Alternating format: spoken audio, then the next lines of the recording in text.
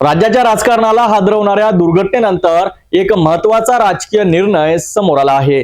बारामती येथे झालेल्या विमान दुर्घटनेत उपमुख्यमंत्री अजित पवार यांच्या निधनानंतर राष्ट्रवादी काँग्रेस पक्षाने मोठा निर्णय घेतला आहे।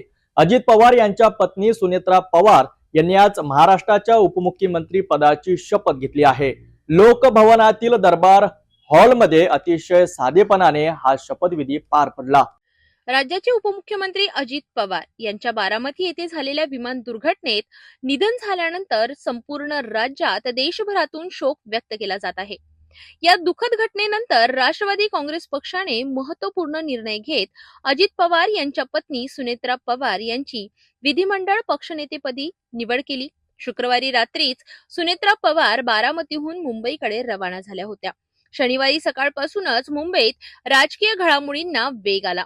विधिमंडळात राष्ट्रवादी काँग्रेसची गटनेते पदाची बैठक पार पडली। या बैठकीत दिलीप वळसे पाटील यांनी सुनेत्रा पवार यांच्या नावाचा प्रस्ताव मांडला। छगन भुजबळ यांनी या प्रस्तावाला अनुमोदन दिले। यानंतर एकमताने सुनेत्रा पवार यांची राष्ट्रवादी काँग्रेसच्या विधिमंडळ गटनेतेपदी निवड करण्यात आली। यानंतर धनंजय मुंडे, छगन भुजबळ, प्रफुल्ल पटेल, सुनील तटकरे, संजय बनसोडे आदी नेत्यांनी मुख्यमंत्री देवेंद्र फडणवीस यांची वर्षा बंगल्यावर भेट घेतली।